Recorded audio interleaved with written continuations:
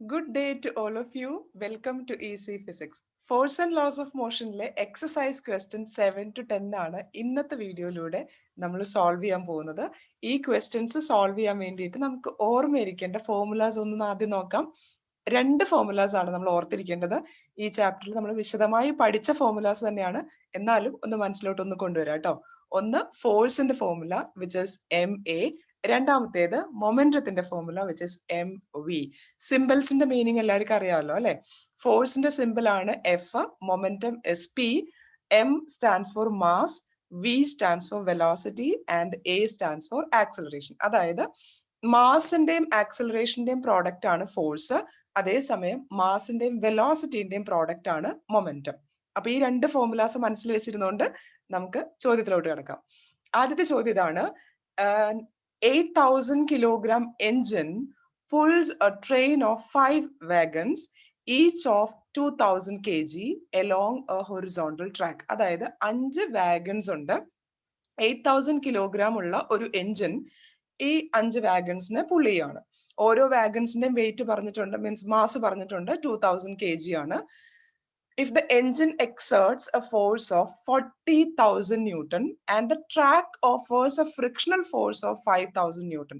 Frictional force എന്താണെന്ന് നമുക്കറിയാലോ, opposite force ആണ്. എപ്പോഴും മോഷന്റെ എഗെയിൻസ്റ്റ് ആയിട്ടാണ് ഫ്രിക്ഷണൽ ഫോഴ്സ് ആക്ട് ചെയ്യുക. Then calculate net accelerating force. ഇവിടെ രണ്ട് ഫോഴ്സസ് ആണുള്ളത്. ഒന്ന് എഞ്ചിൻ എക്സേർട്ട് ചെയ്യുന്ന ഫോഴ്സ്, എഞ്ചിൻ ഏത് ഡയറക്ഷനിലാണോ ഫോഴ്സ് എക്സേർട്ട് ചെയ്യുന്നത്. ഇപ്പൊ ഇങ്ങനെയാണ് എഞ്ചിൻ എക്സേർട്ട് ചെയ്യുന്ന ഫോഴ്സ് എന്ന് വെച്ചാൽ അതിന്റെ ഓപ്പോസിറ്റ് ഡയറക്ഷനിലായിരിക്കും ഫ്രിക്ഷണൽ ഫോഴ്സ് ആക്ട് ചെയ്യുക. അപ്പൊ രണ്ട് ഫോഴ്സ് ഓപ്പോസിറ്റ് ഡയറക്ഷനിൽ ആക്ട് ചെയ്താൽ എങ്ങനെയാ നമുക്ക് നെറ്റ് ഫോഴ്സ് കണ്ടുപിടിക്കാൻ പറ്റുന്നത്? ഇവ തമ്മിൽ സബ്ട്രാക്ട് ചെയ്താൽ മതി അല്ലെ. ഒരേ ഡയറക്ഷനിലാണെങ്കിൽ ആഡ് ചെയ്യും, ഓപ്പോസിറ്റ് ഡയറക്ഷനിലാണെങ്കിൽ സബ്ട്രാക്ട് ചെയ്യും. അപ്പൊ നെറ്റ് ആക്സിലറേറ്റിംഗ് ഫോഴ്സ് കണ്ടുപിടിക്കാനായിട്ട് എളുപ്പമാണ്. എന്ത് ചെയ്താൽ മതി? 40,000 നിന്ന് നമുക്ക് 5,000 സബ്ട്രാക്ട് ചെയ്ത് കഴിഞ്ഞാൽ എത്ര ആൻസർ വരുന്നത്? 35,000 ന്യൂട്ടൺ. ഇതാണ് നെറ്റ് ആക്സിലറേറ്റിംഗ് ഫോഴ്സ്. രണ്ട് ഫോഴ്സ് ആക്ട് ചെയ്യുന്നുണ്ടായിരുന്നു, പക്ഷെ രണ്ടും ഓപ്പോസിറ്റ് ഡയറക്ഷൻസിലായിരുന്നു. അതുകൊണ്ടാണ് നമ്മൾ സബ്ട്രാക്ട് ചെയ്തത്. ഇതാണ് ക്വസ്റ്റ്യൻ നമ്പർ എയുടെ ആൻസർ ആയിട്ട് വരുന്നത്.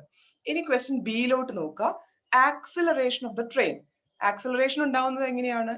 നെറ്റ് ആക്സിലറേറ്റിംഗ് ഫോഴ്സിനെ നമുക്ക് വാഗൺസിന്റെ ടോട്ടൽ വെയിറ്റ് കൊണ്ട്, ടോട്ടൽ മാസ് കൊണ്ട് ഡിവൈഡ് ചെയ്യാം. ഓക്കെ, ഇവിടെ acceleration is equal to force divided by M. കാരണം F is equal to M A എന്നാണ് നമ്മൾ ഫോർമുല പഠിച്ചത് അല്ലെ. അപ്പൊ acceleration will be equal to force divided by mass. ഫോഴ്സ് എത്രയായിരുന്നു? 35,000 ഡിവൈഡഡ് ബൈ മാസ്. ഇവിടെ 5 വാഗൺസ് ആണുള്ളത്. ഓരോ വാഗന്റെ മാസ് 2,000 ആണ് പറഞ്ഞിട്ടുണ്ട്. അപ്പൊ total mass of the wagons എത്രയായിരിക്കും? 5 into 2,000 which is 10,000 ആണല്ലോ. അപ്പോ ഫോഴ്സ് 35,000ഉം ടോട്ടൽ മാസ് 10,000ഉം ആണ്. അപ്പൊ ഇത് രണ്ടും ഡിവൈഡ് ചെയ്യുമ്പോൾ നമുക്ക് എത്ര കിട്ടി? 3.5 മീറ്റർ പെർ സെക്കൻഡ് സ്ക്വയർ എന്നാണ് രണ്ടാമത്തെ പാർട്ടിന്റെ ആൻസർ ആയിട്ട് വന്നത്. ഓക്കെ, ആദ്യത്തെ പാർട്ട് നെറ്റ് ആക്സിലറേറ്റിംഗ് ഫോഴ്സ്, അത് രണ്ട് ഫോഴ്സ് തമ്മിൽ സബ്ട്രാക്ട് ചെയ്തു. കാരണം frictional force opposite to the force of applied force അല്ലെ. അതുകൊണ്ട് ആക്സിലറേഷൻ കണ്ടുപിടിക്കാനായിട്ട് A equal to F by M എന്ന് പറയുന്ന ഫോർമുല യൂസ് ചെയ്തു. Acceleration 3.5 metre per second square എന്ന് കിട്ടി.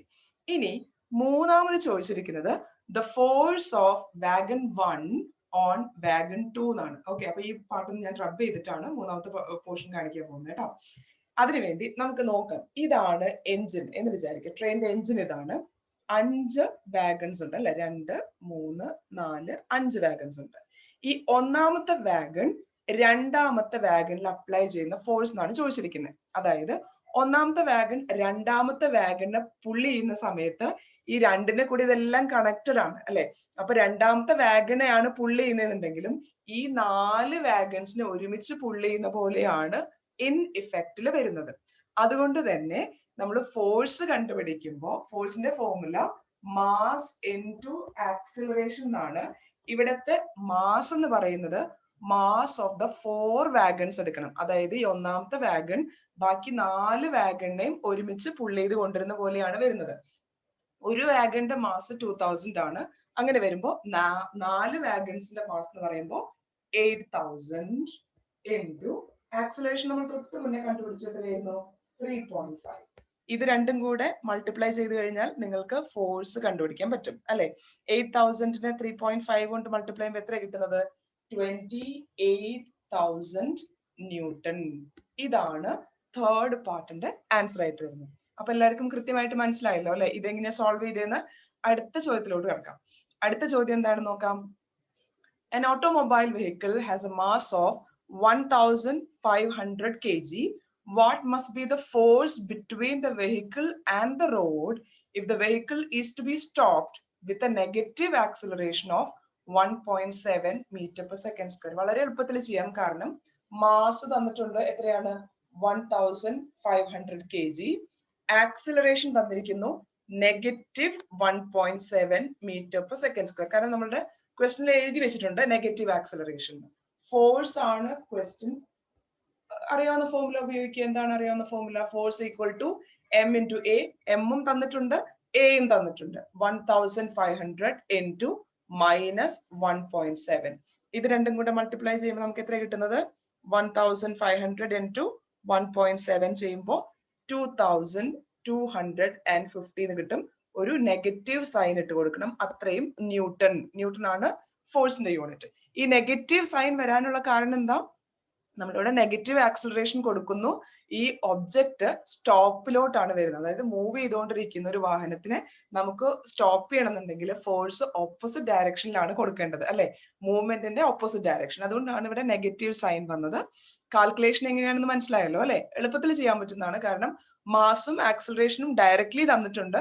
ഫോഴ്സിന്റെ ഫോർമുലയിൽ ജസ്റ്റ് സബ്സ്റ്റിറ്റ്യൂട്ട് ചെയ്ത് ആ ഒരു മാത്തമാറ്റിക്കൽ സ്റ്റെപ്പ് മാത്രം ചെയ്താൽ മതിയാവും. ഓക്കെ. അടുത്ത ചോദ്യം ഒരു മൾട്ടിപ്പിൾ ചോയ്സ് ക്വസ്റ്റ്യൻ ആണ്. Very direct question. What is the momentum of N object of mass m moving with a velocity v?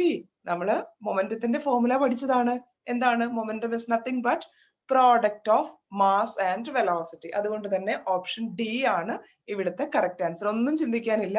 Direct ആയിട്ടുള്ള ഫോർമുലയാണ് ചോദിച്ചിരിക്കുന്നത്. ഓക്കെ. ഇനി നമ്മളുടെ 10ാമത്തെ എക്സസൈസ് ക്വസ്റ്റ്യൻ നോക്കാം. എന്താണ്? Using A horizontal force of 200 newton we intend to move a wooden cabinet across a floor at constant velocity. Constant velocity എന്ന് വെച്ചാൽ എന്താ നമുക്ക് മനസ്സിലാവുന്നത്? വെലോസിറ്റിക്ക് ചേഞ്ച് ഒന്നുമില്ല. വെലോസിറ്റിക്ക് ചേഞ്ച് ഇല്ല എന്ന് വെച്ചാൽ ആക്സിലറേഷൻ 0 ആണ്. കാരണം change in velocity by time ആണ് ആക്സിലറേഷൻ അല്ലെ? കോൺസ്റ്റന്റ് വെലോസിറ്റി എന്ന് പറഞ്ഞിട്ടുണ്ടെങ്കിൽ ഇവിടെ ആക്സിലറേഷൻ 0 ആണ്. ആക്സിലറേഷൻ 0 ആകുമ്പോൾ എന്താ വേണ്ടത്? Net force should be 0. ഇവിടെ ഒരു horizontal force 200 newton already act ചെയ്യുന്നുണ്ട്. ഫ്രിക്ഷണൽ ഇപ്പൊ ഹൊറിസോണ്ടൽ ഫോഴ്സ് ഇങ്ങനെ 200 ന്യൂട്ടൺ ആക്ട് ചെയ്യുന്നുണ്ട്. ഫ്രിക്ഷണൽ ഫോഴ്സ് എപ്പോഴും ഇതിന്റെ ഓപ്പോസിറ്റ് ഡയറക്ഷനിലാണ് വരിക ആണല്ലോ. ആ ഫ്രിക്ഷണൽ ഫോഴ്സിന്റെ അളവ് എത്ര എന്നാണ് ചോദിച്ചിരിക്കുന്നത്. നെറ്റ് ഫോഴ്സ് 0 ആവണമെന്നുണ്ടെങ്കിൽ എത്രത്തോളമാണോ ഹൊറിസോണ്ടൽ ഫോഴ്സ് അതേ അളവിലുള്ള ഓപ്പോസിറ്റ് ഫോഴ്സ് ആണ് ഫ്രിക്ഷണൽ ഫോഴ്സ് ആയിട്ട് വരേണ്ടത്. അപ്പൊ ഫ്രിക്ഷണൽ ഫോഴ്സിന്റെ അളവ് എത്രയായിരിക്കും? 200 newton and it should be acting in the opposite direction അല്ലെ? കാരണം ക്യാബിനറ്റ് കോൺസ്റ്റന്റ് വെലോസിറ്റിയിൽ മൂവ് ചെയ്യണമെങ്കിൽ ആക്സിലറേഷൻ 0 ആവണം. അതുകൊണ്ട് തന്നെ ഫോഴ്സ് 0 ആയിരിക്കണം. അപ്പൊ force of friction also must be 200 newton in the opposite direction. എല്ലാവർക്കും കൃത്യമായിട്ട് മനസ്സിലായല്ലോ അല്ലെ? എന്തെങ്കിലും ഡൗട്ട് ഉണ്ടെങ്കിൽ കമന്റ് ചെയ്യാം. ഇനി അടുത്തൊരു വീഡിയോയിലൂടെ നമുക്ക് ബാക്കിയുള്ള എക്സസൈസ് ക്വസ്റ്റ്യൻസ് കൂടെ ചെയ്യാം. Thank you for watching. Have A wonderful day ahead to all of you.